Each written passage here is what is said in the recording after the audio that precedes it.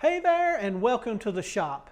In today's video, I'd like to introduce you to Blue Demon's R60 oxyacetylene gas welding rod.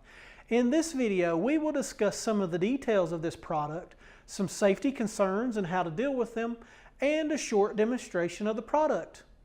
R60 is a moly-alloyed, high-strength oxyacetylene gas welding rod used for gas brazing of low carbon and low alloy steels.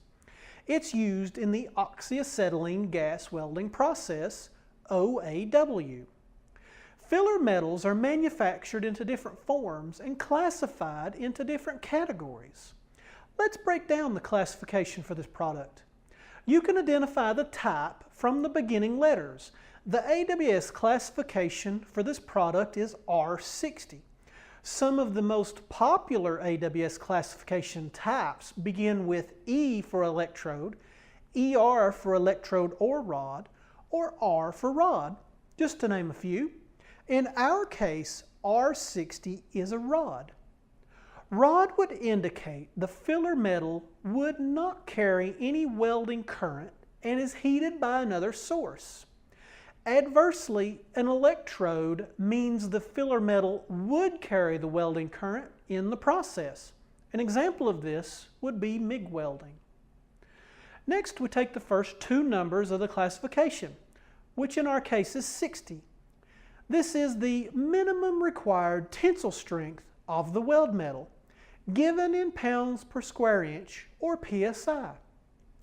You take the 60, multiply it by 1,000, thus giving you 60,000 PSI of tensile strength. R60 is a great option where high tensile strength is needed.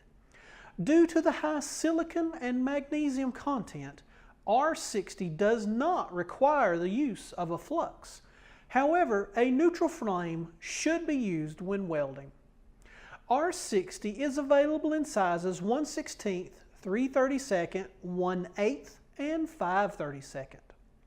R60 is used in a wide array of applications. Some of the most common uses are sheet steel, plate, pipe, castings, structural shapes, and anywhere typical arc welding equipment can't go. Check out Blue Demon's website for more details and instructions on using R60.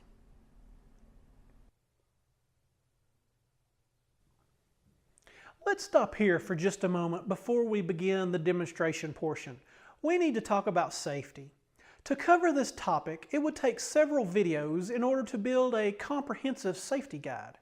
We don't have time for that today. However, I felt some discussion on safety was needed, so I'll touch on a few topics. Gas welding and brazing bring their own dangers and concerns when compared to arc welding. When gas welding or brazing, you should wear the proper clothing and safety gear.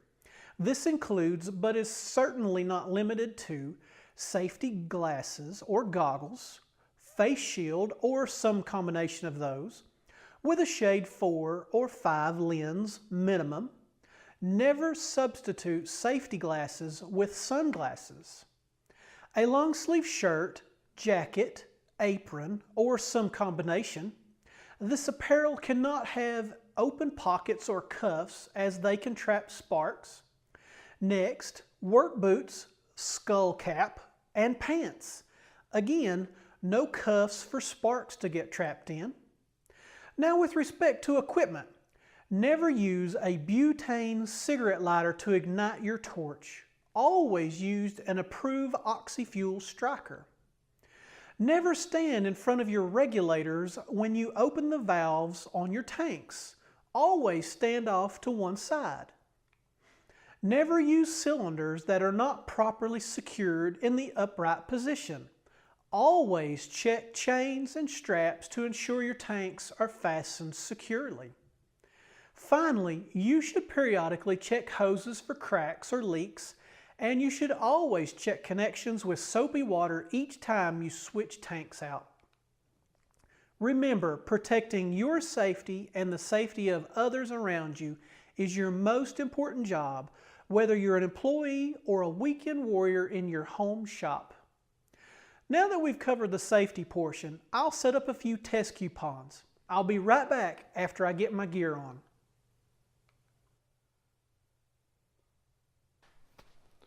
Welcome back. So I've got my R60 here, and I've got one coupon that I'm going to pad a few beads on to kind of get my hands back in sync and make sure the pressures are set correctly on my torch set. And then I've got two more coupons that we're going to weld together. That's going to be our demonstration. So let's get to it.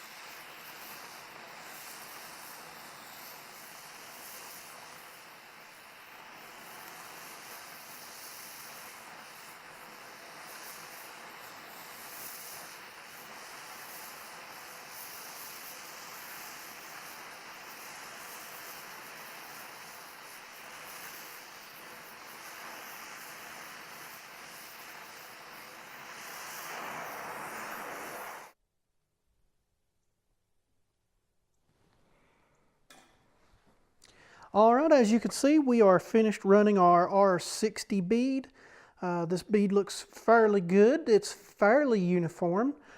For my skill level, this is a very good result. Got a little bit far apart on my ripples right through here, but not too bad. Really easy to run once you get all of the settings figured out and everything, but that looks really good. I'm really happy with that.